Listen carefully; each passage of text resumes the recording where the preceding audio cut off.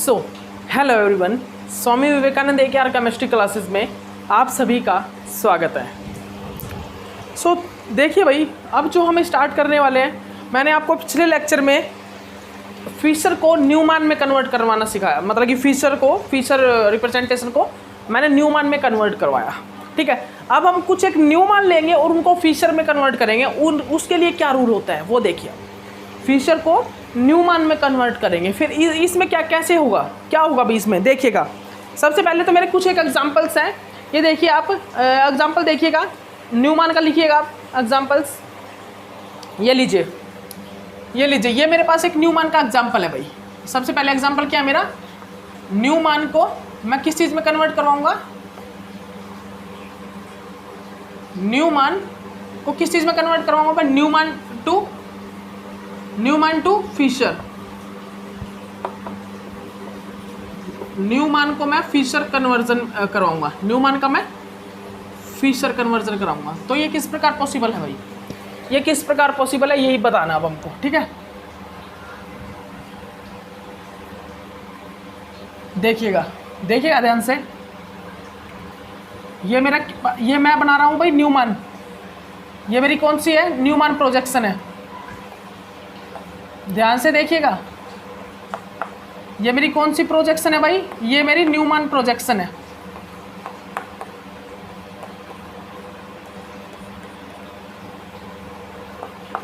ठीक है, ये मेरी न्यूमान प्रोजेक्शन है। अब इस प्रोजेक्शन में मुझे क्या करना है, अब यहां पर मुझे क्या करना है इस न्यूमान प्रोजेक्शन में, बताइएगा जल्दी से।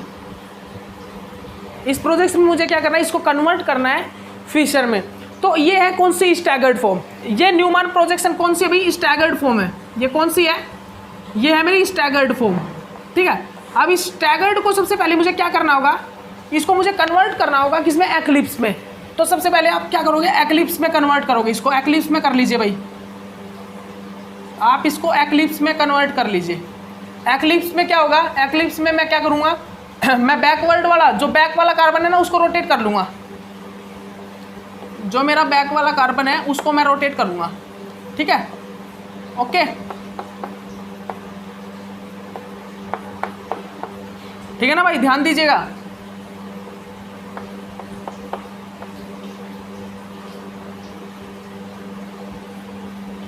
ध्यान दीजिएगा ध्यान से। ये क्या है मेरा, मैंने क्या किया भाई, मेरा बैक वाला जो कार्बन है ना उसको मूव करवाया है। ठीक है, ये मेरी कौन सी फॉर्म है भाई, एक्लिप्स फॉर्म। ये मेरी कौन सी फॉर्म है, एक्लिप्स फॉर्म है। कौन सी, एक्लिप्स फॉर्म है। ध्यान दीजिएगा, ये मेरी एक्लिप्स फॉर्म है। ठीक है ना, एक्लिप्स। ओके, अब इसके बाद यहाँ पर क्या होगा, इसके बाद यहाँ पर क्या होगा भाई, एक्लिप्स फॉर्म के बाद क्या होगा, एक्लिप्स फॉर्म के बाद मैं इसको कन्वर्ट करूंगा किसमें, साहॉर्स में। साहॉर्स कन्वर्जन, मतलब साहॉर्स कन्वर्जन करूंगा इसका। तो साहॉर्स के लिए मुझे क्या चाहिए होता है, साहॉर्स के लिए जो मुझे चाहिए होता है दोनों का फेस, मतलब कि वाई फेस जो ऊपर होना चाहिए, ये जो फेस है ऊपर होना चाहिए। तो फेस पहले आप ऊपर कर लीजिए, आप इन दोनों के फेस, या फिर आप यहाँ पे भी कर सकते हो इसको, आप इसको यहाँ पर भी क्या कर सकते हो, फ्रंट वाले को, मतलब बैक वाले को मूव ना करा गया, फ्रंट वाले को मूव करवा देना। मैंने बैक वाले को मूव करवाया ना, रोटेट कराया बैक वाले को, तो आप फ्रंट वाले को रोटेट करा देना। ठीक है ना, आप फ्रंट वाले को रोटेट करा देना। तो यहाँ पर क्या होगा भाई, मैं जब मूव कराऊंगा, ये OH, ये मेरा OH, ये मेरा हाइड्रोजन, ये मेरा हाइड्रोजन, और ये मेरा COOH, और ये मेरा COOH। ठीक है, ये हो गया, इतना कर लिया होगा आप सभी ने कर लिया ना, ये आप सभी ने ये तो कर लिया होगा। ठीक है, अब क्या होगा यहाँ पर, अब यहाँ पर क्या होगा, अब इसको आप कन्वर्ट कर दीजिए साहॉर्स में। अब आप इसको कन्वर्ट कर दीजिए भाई साहॉर्स में। ये मेरी कौन सी होगी, साहॉर्स कन्वर्जन। ये मेरी कौन सी होगी भाई, साहॉर्स। ठीक है, साहॉर्स। देखिएगा ये क्या होगा भाई, साहॉर्स हो गया। ये कौन सा हो गया, ये हो गया मेरा साहॉर्स। ठीक है, अब इस साहॉर्स को मैं किस में कन्वर्ट कर सकता हूँ, इस साहॉर्स को मैं डायरेक्ट किस चीज़ में कन्वर्ट कर सकता हूँ, वेज डैश में भी, और वेज डैश से मैं फीचर बना सकता हूँ। या आप डायरेक्ट इससे भी क्या बना सकते हो, फीचर बना सकते हो। आप इसे डायरेक्ट क्या बना सकते हो, फीचर बना दीजिए। फीचर क्या करना है, जो राइट वाले ग्रुप हैं उनको मैं राइट में रख दूंगा, मतलब ये जो अबोव द प्लेन वाले हैं, जो इस साइड वाले ग्रुप है इनको राइट साइड रख दूंगा, और जो लेफ्ट साइड में इस साइड वाले ग्रुप है पीछे की तरफ, उनको पीछे की तरफ रख दूंगा इस साइड। ठीक है, ये बन गया मेरा, ये बन गया मेरा भाई।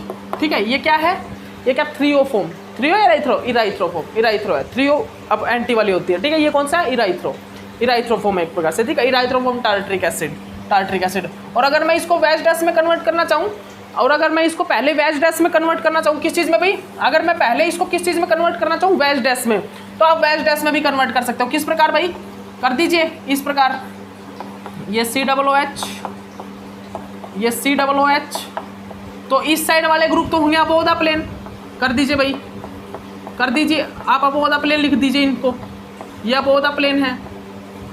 ठीक है ना भाई, ये अबोव द प्लेन है, ये अबोव द प्लेन। ठीक है भाई, ओके ओके, ठीक है ना। इसके बाद आपको क्या करना है, इसको डायरेक्ट कन्वर्ट कर देना किस चीज़ में, फिशर में।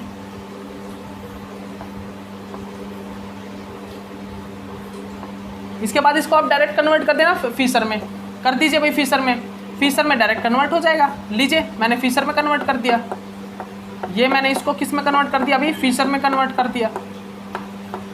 ये लीजिए, ये मैंने इसको फिशर में कन्वर्ट कर दिया, बस हो गया। यही होता है, यही होता है न्यूमैन को फिशर में कन्वर्ट करना। न्यूमैन को फिशर में अगर कन्वर्ट करना तो इस प्रकार हो जाएगा।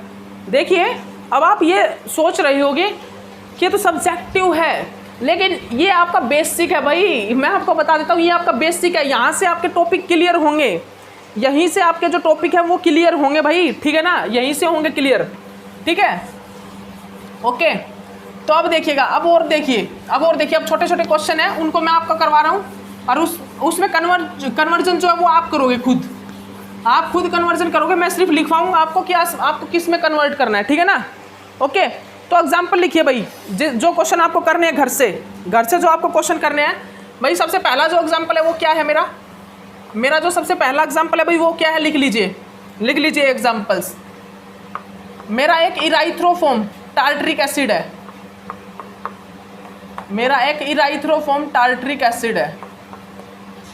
ठीक है, ये फिशर फॉर्म है ना, इसको कन्वर्ट करना है आपको किस में भाई, वैज डैश में।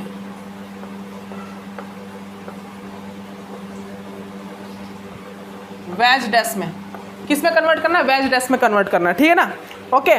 उसके बाद क्या भाई मेरे पास, उसके बाद मेरे पास एक वैज डैश कन्फर्मेशन है, वैज डैश, उसको आपको न्यूमैन में कन्वर्ट करना है। ठीक है ना, क्या है मेरे पास, एक वैज डैश कन्फर्मेशन है।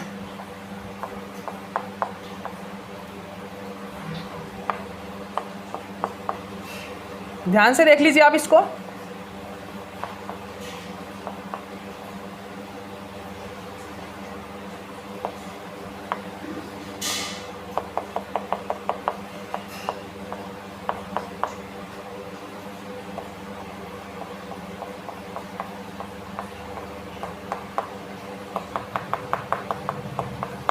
ठीक है। इसको आपको कन्वर्ट करना है किस चीज में, न्यूमैन में, न्यूमैन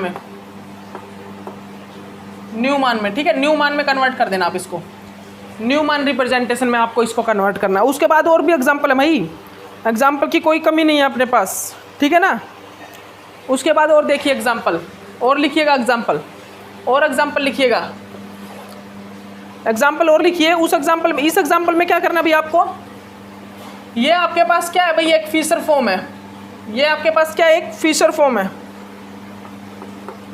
ये आपके पास क्या है भाई, एक फिशर फॉर्म है।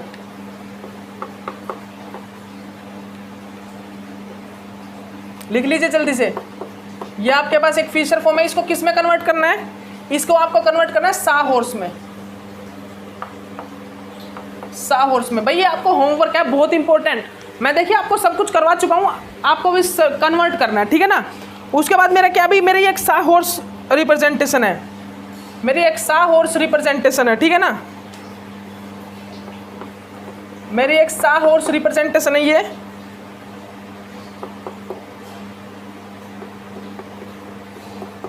ठीक है भाई। इसको किस में कन्वर्ट करना है, फिशर में। इसको आप किस चीज में कन्वर्ट करोगे, फिशर में। ठीक है, उसके बाद मेरे पास एक साहॉर्स रिप्रेजेंटेशन है, उसको आप कन्वर्ट करोगे न्यूमैन प्रोजेक्शन में। आपको इसको ही आप किस में कन्वर्ट करोगे? न्यूमैन रिप्रेजेंटेशन में। न्यूमैन किस में भाई? न्यूमैन में। आप इसको किस चीज़ में कन्वर्ट करोगे? न्यूमैन में कन्वर्ट करोगे, ठीक है, न्यूमैन प्रोजेक्शन में। ओके, ठीक है ना भाई, ध्यान रखना, ठीक है भाई, ध्यान रखना इसको। और अब आपके सामने क्वेश्चन है, देखिएगा वो क्वेश्चन क्या है मैं बताता हूँ, ठीक है। ये आप कर लेना, ये आप सभी कर लेना। इसको वेस्ट डैश में, इसको न्यूमैन में, इसको न्यूमैन में कन्वर्ट करना है, इसको फिशर और न्यूमैन में कन्वर्ट करना है, ठीक है ना। ये आप कन्वर्ट कर लेना, ठीक है भाई। अब देखिएगा, अब आपका क्या क्वेश्चन है। देखिए आपको घर के लिए होमवर्क दिया है, क्योंकि हम तो सब कुछ करवा ही चुके हैं, मैंने तो आपको सब कुछ बता ही दिया है। अब आपको खुद भी कुछ करना है, ठीक है ना भाई, अब आपको खुद भी कुछ करना है।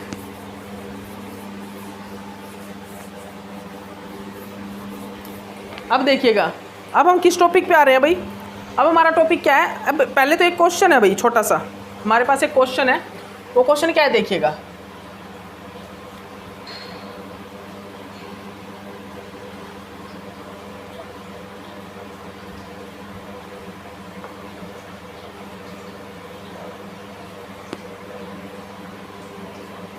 ठीक है भाई। ओके, अब यहाँ पर क्या है, यहाँ पर मेरा क्या है भाई, यहाँ पर मेरा ये COOH, ये मेरा OH, ये मेरा ब्रोमीन, ये मेरा ब्रोमीन, ये मेरा OH और ये मेरा COOH, ठीक है, ये है। देख लीजिए ध्यान से। अब अगर मैं इसको 180 डिग्री एंगल पर रोटेट कराऊँ, 180 डिग्री एंगल पर रोटेट कराऊँ, कंप्लीट स्ट्रक्चर को अगर 180 डिग्री एंगल पर रोटेट कराऊँ तो क्या होगा यहाँ पर? क्या होगा यहाँ पर? अगर कंप्लीट स्ट्रक्चर को मैं 180 डिग्री पर रोटेट कराऊँ, कंप्लीट मतलब कि फ्रंट साइड और बैक साइड नहीं, अगर मैं कंप्लीट इसको रोटेट करा दूँ तो क्या होगा ये बताइए। तो मैं आपको बता देता हूँ, बिल्कुल सेम ये का ये स्ट्रक्चर हमारे सामने बन के आ जाएगा, ठीक है ना, याद रखिएगा, बिल्कुल सेम ये स्ट्रक्चर हमारे सामने बन के तैयार हो जाएगा, ठीक है ना। ओके, याद रखिएगा इस पॉइंट को। अगर मैं कंप्लीट स्ट्रक्चर को रोटेट करा देता हूँ, फ्रंट और बैक नहीं कंप्लीट, तो बिल्कुल सेम ये स्ट्रक्चर बन के हमारे सामने रेडी हो जाएगा। लेकिन मैं आपको यहाँ पर कुछ चेंज करता हूँ, देखिएगा वो चेंज क्या है। वो चेंज मेरा ये है, ठीक है ना। अब देखिए मैं यहाँ पर क्या करूँगा, देखिएगा ध्यान से देखिएगा, मैं यहाँ पर क्या करूँगा भाई। अगर मैं 180 डिग्री एंगल पर इसको रोटेट कराता हूँ, किस चीज़ को रोटेट करा रहा हूँ भाई मैं। अगर मान लीजिए मैंने रोटेट करा दिया यहाँ पर फ्रंट वाले को, अगर मैंने यहाँ पर फ्रंट वाले को रोटेट करा दिया तो क्या बनेगा? यहाँ पर फ्रंट वाले को रोटेट करा दिया तो मेरा क्या बनेगा? जल्दी बताइएगा आप, जल्दी बताइए। फ्रंट वाले को रोटेट करा दिया तो क्या बनेगा? आपको पता है ना, हाइड्रोजन चला जाएगा यहाँ पर, OH चला जाएगा यहाँ पर और COOH आ जाएगा नीचे, ठीक है। तो ये आपको पता होगा, ये सब कुछ तो आपको पता ही है, ठीक है। ओके, इसके बाद हमारा जो टॉपिक है वो है आइसोमेरिज्म। इसके बाद वाला जो मेरा टॉपिक है वो क्या है? आइसोमेरिज्म टॉपिक है। इसके बाद जो मेरा टॉपिक है भाई वो क्या आता है? वो आता है आइसोमेरिज्म का। अब ये आइसोमेरिज्म भाई बहुत इंपॉर्टेंट है। आइसोमेरिज्म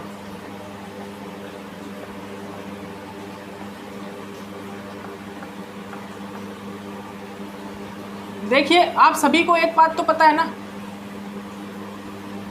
आप सभी को एक बात तो पता ही होगा, और वो क्या है? मैंने आपको ऑर्गेनोमेटालिक केमिस्ट्री में, ऑर्गेनोमेटालिक नहीं, कोऑर्डिनेशन केमिस्ट्री में, जब मैं आपको कोऑर्डिनेशन केमिस्ट्री में आइसोमेरिज्म करवा रहा था, और आइसोमेरिज्म में मैंने करवाया था स्ट्रक्चरल आइसोमेरिज्म, और कौन सा था? स्ट्रक्चरल के अलावा कौन सा था? एक HL, वो कौन सा था? हिल CPP, हिल CCP। हिल मतलब hydrate, ionisation, linkage, ligand, coordination position और पॉलीमराइजेशन आइसोमेरिज्म, ठीक है, ये थे। और स्ट्रक्चरल आइसोमेरिज्म था एक, उस स्ट्रक्चरल आइसोमेरिज्म में तो ये हो गया था 7। और एक था स्टीरियो आइसोमेरिज्म। स्टीरियो आइसोमेरिज्म में कौन कौन से थे भाई? ऑप्टिकल और ज्योमेट्रिकल आइसोमेरिज्म। तो हम यहाँ पर वही चीज़ें पढ़ने वाले हैं, यही वही चीज़ हम यहाँ पर स्टडी करेंगे। हम यहाँ पर भाई स्टडी करेंगे आइसोमेरिज्म, आइसोमेरिज्म के बाद स्टडी करेंगे स्टीरियो आइसोमेरिज्म को।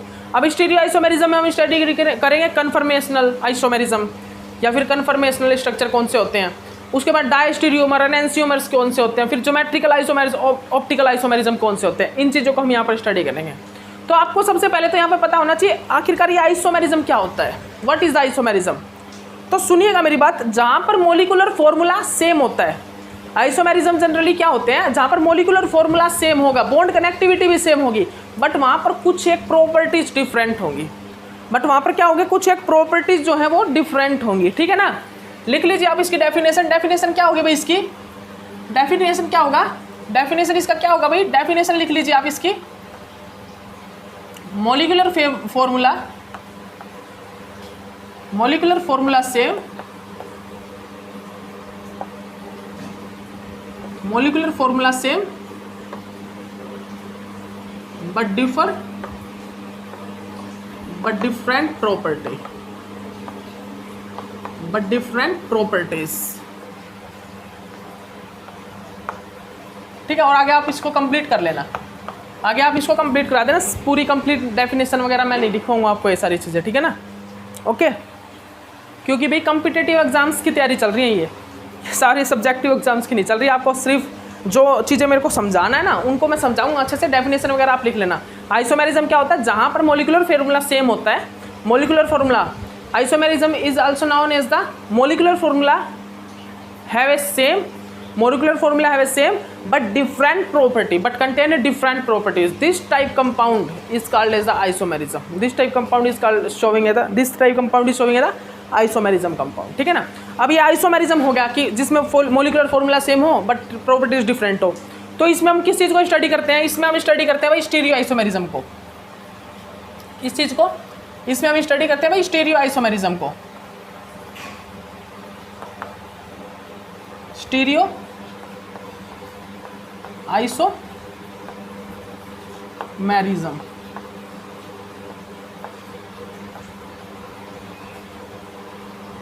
अब ये हमें देखना होगा कि स्टीरियो आइसोमेरिज्म आखिरकार होता क्या है। अब हमको यहाँ पर चेक करना होगा कि स्टीरियो आइसोमेरिज्म क्या होता है, ठीक है। अब यहाँ हमको ये देखना होगा कि स्टीरियो आइसोमेरिज्म क्या होता है। तो देखिए मैं बताता हूँ आपको, molecular formula have A molecular formula and bond connectivity is same but one property is different. को एक आधी प्रॉपर्टी, मतलब एक आधी नहीं, 1 2 3 4 मतलब प्रॉपर्टीज, कुछ ना कुछ वहाँ पर प्रॉपर्टीज डिफरेंट होंगी। जैसे कि मोलिकुलर फॉर्मूला और जो बॉन्ड कनेक्टिविटी है वो सेम है बट प्रॉपर्टीज डिफरेंट होंगे, ठीक है। स्टीरियो आइसोमेरिज्म क्या होता है, have a same molecular formula and bond connectivity,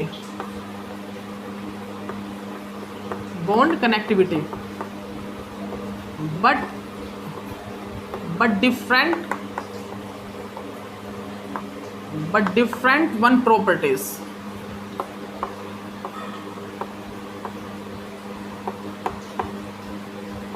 different one properties, it is also known as the stereoisomerism,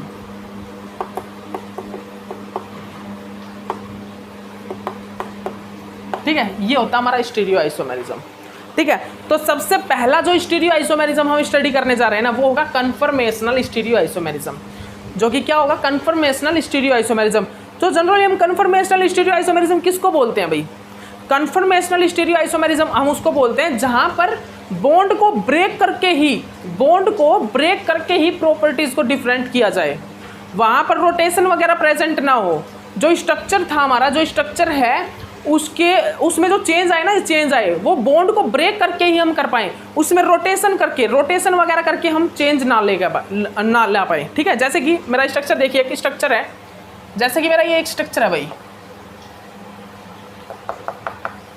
ये R और ये मेरा B, ये क्लोरीन, ये ब्रोमीन, ठीक है। इस स्ट्रक्चर में मैंने क्या किया, इस स्ट्रक्चर में मैंने एक रोटेशन करवाया। तो रोटेशन करवाऊंगा तो क्या होगा, ये Cl चला जाएगा यहाँ पर, ये B आ जाएगा यहाँ पर, और जो बिलो द प्लेन कौन चला जाएगा, ब्रोमीन, मतलब B, और अबोव द प्लेन कौन सा आ जाएगा भाई, अबोव द प्लेन आ जाएगा मेरा R। तो जब इस टाइप से चेंज हो, रोटेशन होके जब चेंज हो रहा है ना, above the below the plane और ऑन द प्लेन भी अपनी पोजीशन चेंज कर रहा है, मतलब यहाँ पर तो ऑन द प्लेन वाले ग्रुप भी चेंज हो रहे हैं, अबोव और बिलो द प्लेन वाले ग्रुप भी चेंज कर रहे हैं अपनी पोजीशन को। क्या कर रहे हैं भाई, अबोव और बिलो द प्लेन वाले जो ग्रुप हैं वो भी अपनी पोजीशन को क्या कर रहे हैं, चेंज कर रहे हैं। तो इस टाइप से अगर हो रहा होगा, इस टाइप से कुछ हो रहा होगा, तो वो कन्फर्मेशनल चेंज नहीं होगा, वो कन्फर्मेशनल आइसोमेरिज्म का कन्फर्मेशनल स्टीरियो आइसोमेरिज्म वो नहीं होगा। लेकिन अगर क्या होगा, अगर मेरा चेंज कैसे हो रहा हो, अगर मेरा चेंज क्या हो रहा है, बॉन्ड ब्रेक करके अगर चेंज हो रहा हो, अगर मेरा जो चेंज है वो कैसे हो रहा हो भाई, वो बॉन्ड करके चेंज आ रहा हो। जैसे कि ये मेरा बी है और ये मेरा आर है, और मैंने इसमें क्या किया, मैंने इसमें किस प्रकार चेंज किया भाई, मैंने इसमें किस प्रकार चेंज किया, मैंने इसमें चेंज किस प्रकार किया भाई, ये देखिए, ये देखिएगा, मैंने इसमें चेंज इस प्रकार किया। तो यहाँ पर जो ऑन द प्लेन वाले ग्रुप हैं वो अपनी सेम पोजीशन पर ही कनेक्ट हैं, जो ऑन द प्लेन वाले ग्रुप हैं वो अपनी सेम पोजीशन पर ही कनेक्ट हैं, बट जो अबोव द और बिलो द प्लेन वाले ग्रुप हैं उन्होंने अपनी पोजीशन चेंज कर ली। तो भाई यहाँ पर आखिरकार रोटेशन होता ना, रोटेशन, तो भाई यहाँ पर क्या होता, तो ये ऑन द प्लेन वाले ग्रुप भी अपनी पोजीशन को चेंज करते हैं। तो भाई ये जो चेंज है ये किस प्रकार पॉसिबल है, बॉन्ड ब्रेक होने के बाद ही पॉसिबल है। मतलब कि यहाँ पर जो अबोव और बिलो द प्लेन वाले ग्रुप हैं उनका बॉन्ड ब्रेक हुआ है और फिर उसके बाद ये स्ट्रक्चर फॉर्म हुआ है। मतलब कि ये जो स्ट्रक्चर है ये कैसा है, ये है कन्फर्मेशनल स्टीरियो आइसोमेरिज्म। ये जो है कन्फर्मेशनल स्ट्रक्चर है, ये कन्फर्मेशनल स्टीरियो आइसोमेरिज्म है। ठीक है, तो चलिए अब हम कन्फर्मेशनल के बारे में ही कुछ बात करने वाले हैं।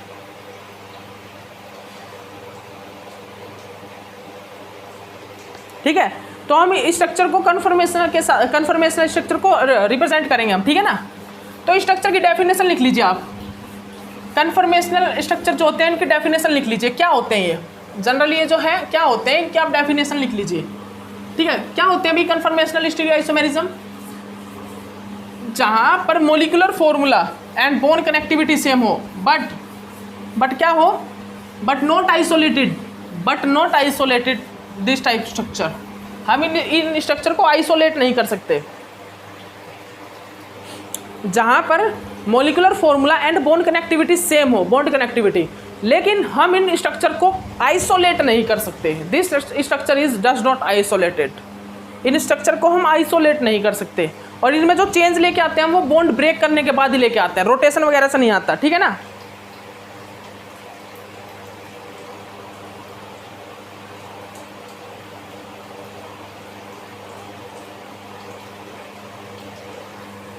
ठीक है भाई। तो यहाँ पर क्या होता है, इस टाइप के कंपाउंड में कन्फर्मेशनल कंपाउंड जो होते हैं वो क्या होते हैं भाई, लिखिएगा आप,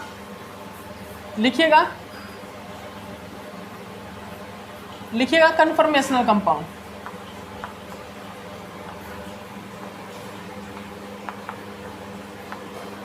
जो हमारे कन्फर्मेशनल कंपाउंड होते हैं, या आप कन्फर्मेशनल कंपाउंड क्यों लिख रहे हो, स्टीरियो आइसोमेरिज्म लिखिए।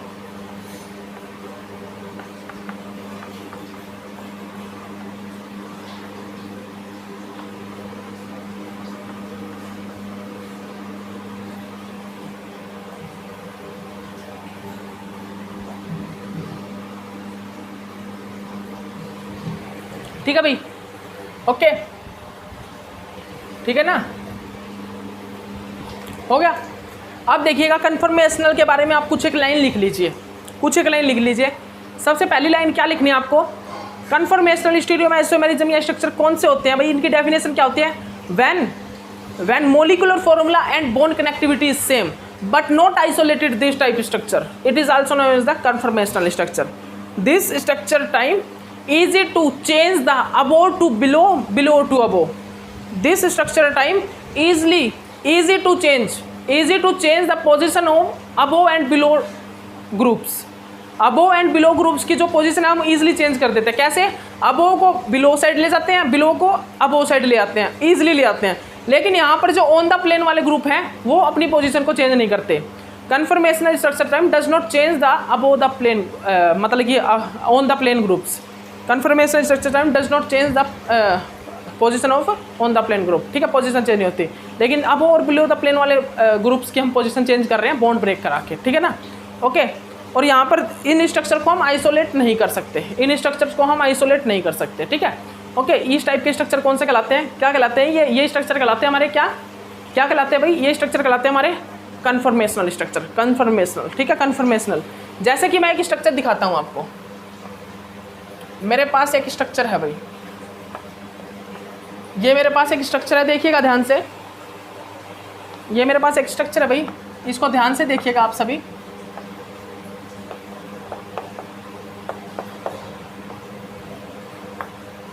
ये मेरे पास एक स्ट्रक्चर है, ये स्ट्रक्चर है मेरे पास एक, ठीक है। ओके, देख लीजिए ध्यान से, ये मेरे पास एक स्ट्रक्चर है, ठीक है ना। अब इसमें इसमें मैंने क्या किया, आप एक काम कीजिएगा, आप एक काम कीजिए, यहाँ पर लगा लीजिए Cl और यहाँ पे लगा लीजिए CS3। इसको मैंने क्या किया, इसमें मैंने क्या किया, इसको मैंने एनर्जी दी कितनी, 40 किलो जूल, 40 किलो जूल पर मोल, मतलब कि रूम टेम्परेचर, एक प्रकार से रूम टेम्परेचर। और रूम टेम्परेचर पर ही क्या हुआ, इसका रोटेशन हो गया, इसका क्या हुआ, रोटेशन हो गया, क्या हुआ, रोटेशन हो गया 180 डिग्री एंगल पर, 180 डिग्री एंगल पर इसका क्या हो गया, रोटेशन हो गया, ठीक है, रोटेशन हो गया भाई इसका, ठीक है। ओके, देखिएगा ध्यान से, रोटेशन हो गया और ये कन्वर्ट हो गया इस टाइप के स्ट्रक्चर में, इस टाइप के स्ट्रक्चर में कन्वर्ट हो गया, ठीक है। तो अब मुझे ये बोलना है कि ये कन्फर्मेशनल होगा या कैसा स्ट्रक्चर होगा, ये किस टाइप का स्ट्रक्चर होगा, या किस टाइप का स्ट्रक्चर होगा भाई, मुझे ये बताना है। तो अब मुझे कुछ एक एग्जाम्पल देने हैं, वो कौन से होंगे, वो कन्फर्मेशनल स्ट्रक्चर के एग्जाम्पल होंगे, कन्फर्मेशनल के वो एग्जाम्पल्स होंगे, ठीक है ना, याद रखिएगा, ठीक है ना भाई, ठीक है। कन्फर्मेशनल के वो कुछ एक एग्जाम्पल हैं, या आप कन्फर्मेशनल में इस एग्जाम्पल को भी आप नोट डाउन कर सकते हो, कोई दिक्कत नहीं है, इस एग्जाम्पल को भी आप कन्फर्मेशनल स्ट्रक्चर में नोट डाउन कर सकते हो, ठीक है। ओके, याद रखिएगा, बिल्कुल कर सकते हो, ठीक है। लेकिन इस स्ट्रक्चर को क्यों कर सकते हो भाई, इसमें 2 कार्बन है, इसमें 2 कार्बन है, क्योंकि बिकॉज इसमें 2 कार्बन है, और 2 कार्बन क्या करते हैं, ये जो सिग्मा बॉन्ड होता है ये कांस्टेंट बॉन्ड होता है अपनी पोजीशन पर, और ये रूम टेम्परेचर पर भी सिग्मा बॉन्ड जो है रोटेट करता रहता है, ये रूम टेम्परेचर पर भी रोटेट कर लेता है। लेकिन भाई कुछ एक कंडीशन ऐसी भी आती हैं, कुछ एक कंडीशन ऐसी भी आती है जहाँ पर ये रोटेट नहीं कर पाता, वो कंडीशन आगे आएंगी जिस पर रोटेट नहीं कर पाएगा ये बॉन्ड, सिग्मा बॉन्ड कई बार रोटेट नहीं कर पाता स्टीरिकली हिंड्रेंस होने के कारण, ठीक है, रिजिड हो जाता है बॉन्ड स्टीरिक हिंड्रेंस होने के कारण, ठीक है, स्टीरिक क्राउडिंग होने के कारण, ठीक है ना भाई, याद रखना इन पॉइंट को, स्टीरिक क्राउडिंग होने के कारण वो रिजिड हो जाता है, ठीक है ना। ओके, तो हमारा कन्फर्मेशनल में क्या बता रहा हूँ मैं, कन्फर्मेशनल में जो मुझे बताना है वो क्या है, अगर मेरा सिंगल कार्बन पर, अगर मेरा सिंगल कार्बन है, ये इस टाइप से देखिएगा, सिंगल कार्बन है, ये मेरा क्या है भाई, क्लोरीन, ये मेरा क्या है CS3, ये मेरा क्या है भाई, CS3 है, ठीक है। ओके, ये मेरा हाइड्रोजन है, और ये मेरा क्या है भाई,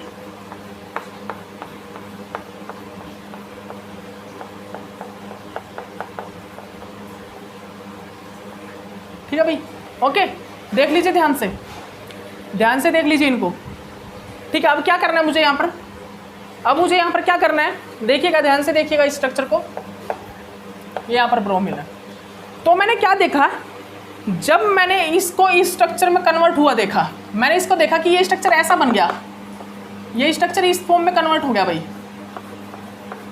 ये जो मेरा स्ट्रक्चर है ये इस स्ट्रक्चर में, इस फॉर्म में कन्वर्ट हो गया, कौन सी फॉर्म में, इस फॉर्म में, ठीक है, इस फॉर्म में कन्वर्ट हो गया ये वाला स्ट्रक्चर, ठीक है। तो मैंने यहाँ पर क्या देखा कि यहाँ तो भाई रोटेशन हुई है, यहाँ तो रोटेशन हुई है इस कार्बन में, मतलब कि यहाँ पर ये क्या हुआ भाई, C2 रोटेशन हुई है, ये कौन सी रोटेशन है, ये C2 रोटेशन हुई है 180 डिग्री एंगल पर, 180 डिग्री एंगल पर रोटेशन हुआ है, कौन सा रोटेशन हुआ भाई, C2 एक्सिस के लॉन्ग, C2 एक्सिस के लॉन्ग रोटेशन हुआ है, ठीक है।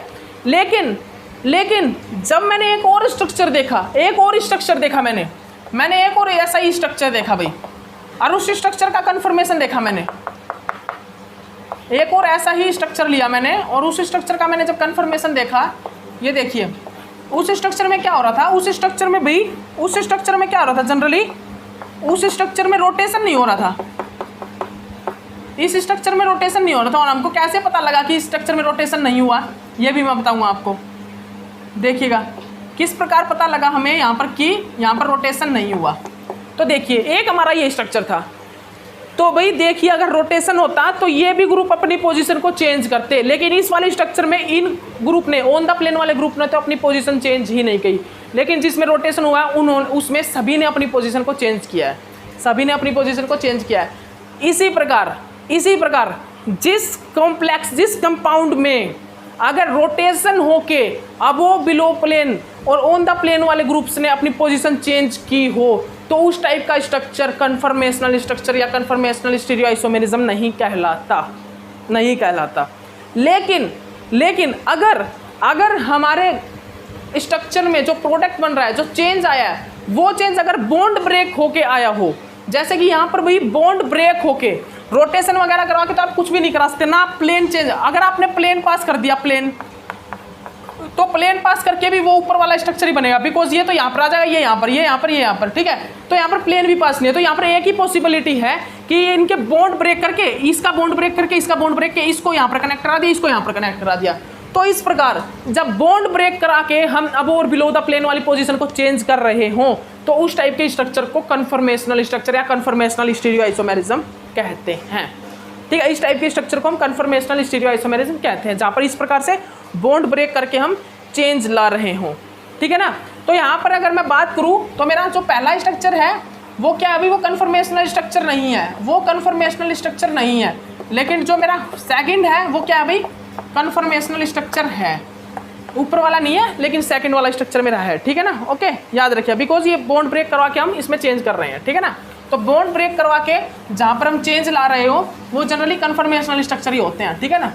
जहाँ पर ओनली स्ट्रक्चर का चेंज कैसे कर सके हम, बॉन्ड ब्रेक करा के ही करा सके, ठीक है ना।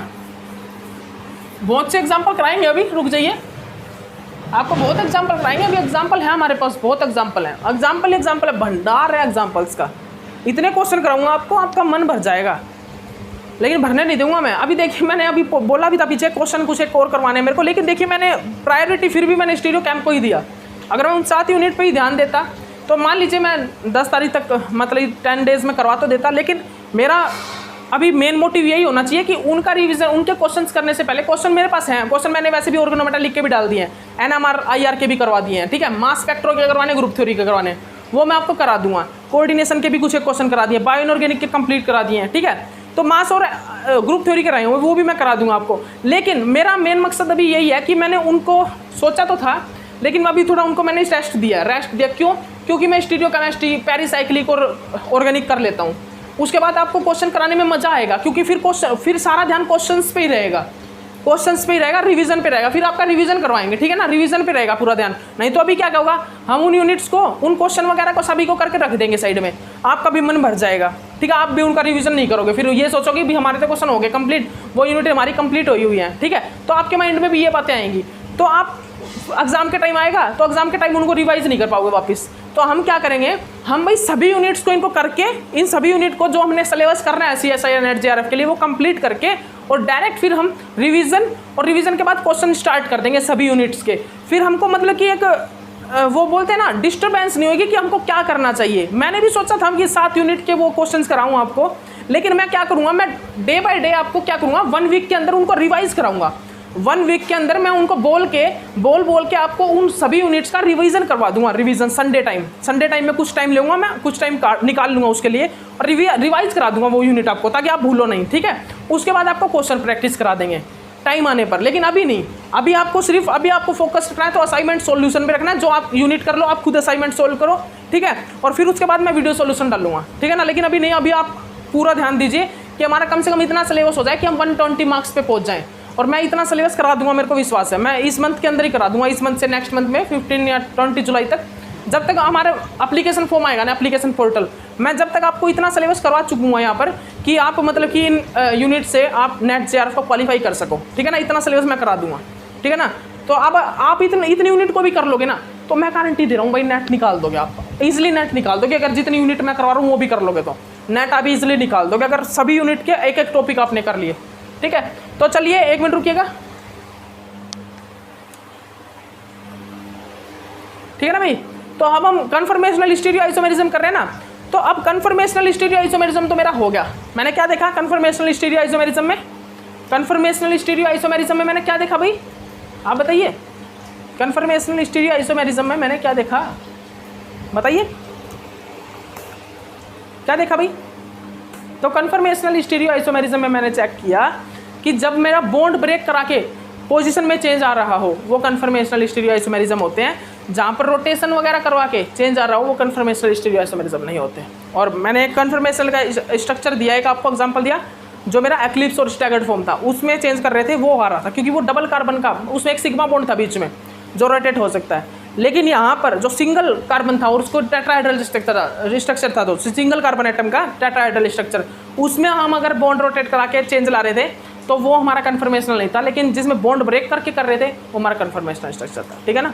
तो हम नेक्स्ट लेक्चर में आपको एनेंसियोमर, डाइस्टीरियोमर ये भी लेके आते हैं आपके सामने, और आपको फिर थोड़े और ज्योमेट्रिकल और ऑप्टिकल आइसोमेरिज्म स्टार्ट कराते हैं। ओके, तो अभी के लिए इतना ही काफ़ी है। नेक्स्ट लेक्चर में आपको मिलते हैं, और नेक्स्ट लेक्चर में और कुछ आपके लिए नया लेके आते हैं। Okay, bye.